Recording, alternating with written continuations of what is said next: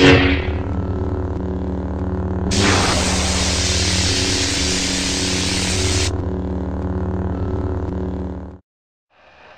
and welcome to another figure review. Today it's going to be a little bit different. I'm reviewing a Star Wars custom that I just finished making. Sorry for not doing videos in quite a while. I think it's well over a month now actually. It's due to work, sort of schoolwork and stuff like that. I've had quite a few exams, and seeing as I've got my animation channel, I was concentrating more on putting stuff on that, so I haven't really been doing much stuff on Doctor Who 4. I will probably in the future just be doing a few one-off reviews like this, maybe a new figure review. I would have been reviewing a lot more of the very, very recent releases that Character Options have been doing, but because I don't have very much money at the moment, I haven't been buying them. I bought a few.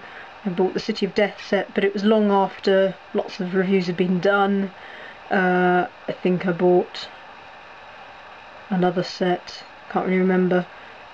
So really, I would have been reviewing, but I can't, so you're going to have to make do with me not doing anything. So, this is a different review. It's a Star Wars review. As some of you may know already, I'm quite into Star Wars as well as Doctor Who. Not quite so much, but I rather enjoy watching it and have quite a few of the figures, quite a few characters. I don't have arrays like some people. And nowhere near the number that I have in comparison to my Doctor Who collection.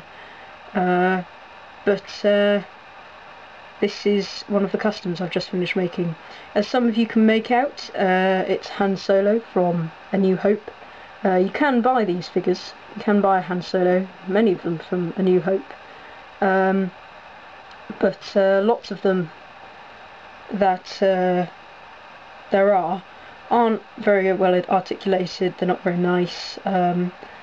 I do quite like the Empire Strikes Back, I think, vintage ones, and the A New Hope vintage ones, the 70s and 80s ones.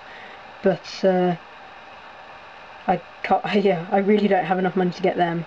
And the more recent releases of Han Solo either aren't very nice, or they're terrifically expensive now, so I can't really get hold of them very easily, so I decided to make my own. So, as some of you may have realised, probably not if you're a Doctor Who and Star Wars fan, this is made out of one of the Weasly twins. It's either Fred or George, I have no idea. I don't know whether they were even named, but they were my brother's figures, and he hates action figures. Don't know why.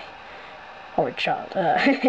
But he doesn't like action figures that much. He's had them a few years, and basically we did a bit of a swap. And I got these. I do have the other one still here. As you can see, the faces are slightly different, but basically he was exactly the same as this, only with the sleeves rolled up and a slightly different head. And I thought the base, especially looking at the nose and the way that the hair is parted, it would have made quite a good base for a Han Solo. So I decided to get to work on that. The first thing I did on this figure was realise, hang on, this figure is considerably taller than your average stormtrooper, which is often what I use to get to scale, because it's sort of a tall average height. So what I had to do was cut his legs down so that they were originally the same height, but now one's considerably shorter than the other, so that they're a bit bent, but one is considerably shorter than the other. And I cut them at the thigh, so you might just be able to make out. and sculpted over to neaten that up. So his arms look a tiny bit long, but yeah, that was basically just to shorten him so he was more in scale with the Star Wars range. That was the hardest bit. When you only have a small craft knife just to cut the legs off, it's quite hard. It's fairly tough plastic. It isn't the most expensive of plastics, so that was lucky in a sense. It was cheap plastic. The second thing I did was to mould, basically. I moulded his waistcoat thing out of blue tack. I normally would have used stuff that I've used before called Das Pronto, which is a air drying clay, but it's, you know, or I would have used Milliput, but I don't have Milliput, so I had to use this because I can use it on a smaller scale. I then also moulded his shirt thing, not very well, and moulded his belt.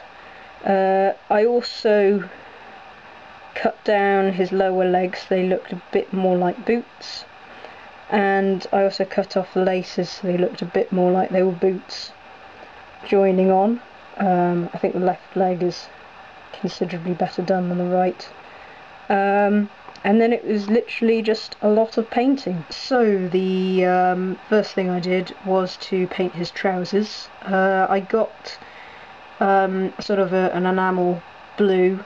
I added a tiny bit of white to it to make it a bit lighter, and I sort of painted his jean kind of colour. Jeans, yay. I painted them on. I then got some white acrylic, seeing as I couldn't actually get my white enamel open, which was so annoying. I actually hurt my finger trying to get the thing open, which was rather annoying. Yeah, be careful when opening paint pots. But I painted that all white. I added a tiny bit of black just to give it a slightly grey look. I would have added yellow, but I couldn't get the yellow open. No, I could get the yellow open, it was just a really rubbish yellow. That was it. And then left all that to dry. I then painted his shiny black boots, I think. Painted them shiny black. I then moved on to matte black, and I painted his waistcoat. I then couldn't get the brown open either, so I had to get some brown acrylic, which isn't generally quite as good, and I had to paint his belt. The silver is gone around manky, so I actually cut a tiny bit of foil, you can see just there, don't look at his groin for too long, and cut a tiny bit out, super glued that on, and it's all actually quite fine. I then moved on to his hair, and I painted that a dark brown. I think it was the same brown as his belt, which was rather successful. And then I moved on to the bit more detailed thing of painting his line down both of his trouser legs rather. He only wears one pair of trousers, and that was about it really. I then also painted his eyebrows, just so he didn't have ginger eyebrows. I then managed to search through the many array of free guns that I have managed to acquire through buying a few Star Wars action figures, and managed to find one that was similar to his blaster. That's actually just blue tacked on. I will eventually probably get around to making a holster of some sort. And that was about it. I did actually chop a bit more of his boots off, so they looked a bit more like boots, and actually quite badly cut my finger doing it. My left hand is in a mess. So that he could stand, because if you have any of the Harry Potter action figures, you may have noticed that none of them stand very well. So that was how I really made Han Solo. Some of you, if you've been on a forum recently, Doctor Who forum, I do share figures that I've made occasionally, and I did actually make a Stormtrooper, not very well, but I did make a Stormtrooper out of Harry Potter. Matt is Harry Potter in there, and I think I cut my fingers as well trying to get him to stand up properly. But he is in scale with this Stormtrooper here. That's a Space Trooper actually, but yeah, I needed more Stormtroopers. So that's Han Solo. I'm very pleased with them actually. I may eventually actually get a proper Han Solo, but it'll probably be a vintage one because I like them. And these are a few of my Star Wars figures. As you can see, he looks sort of alright amongst them. You may see a Star Wars figure animation at some point on my other channel. I am planning to maybe do something with Darth Vader, maybe recreate the Empire Strikes Back scene with him fighting Luke. It's probably more likely to be maybe some kind of comedy, or me making a random Jedi out of the 2 more Harry Potter figures that I have left to make stuff out of. Or I might have him fighting my Revenge of the Sith Obi-Wan Kenobi, even though that never happened, but I might do something, or I might just have Stormtroopers fighting Han Solo or something. But I do want to do a Star Wars animation and maybe do a few more occasionally.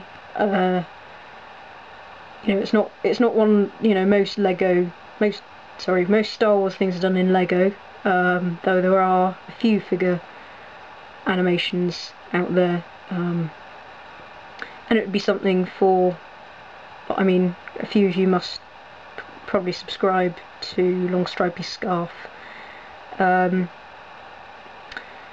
so you know, it'd be nice for people to see that. So yeah, I hope to maybe do an animation with these figures at some point. So I hope you've enjoyed this Han Solo custom figure review, and I hope to get some kind of review done soon, when I've done exams and things like that. So thanks for watching, and bye for now.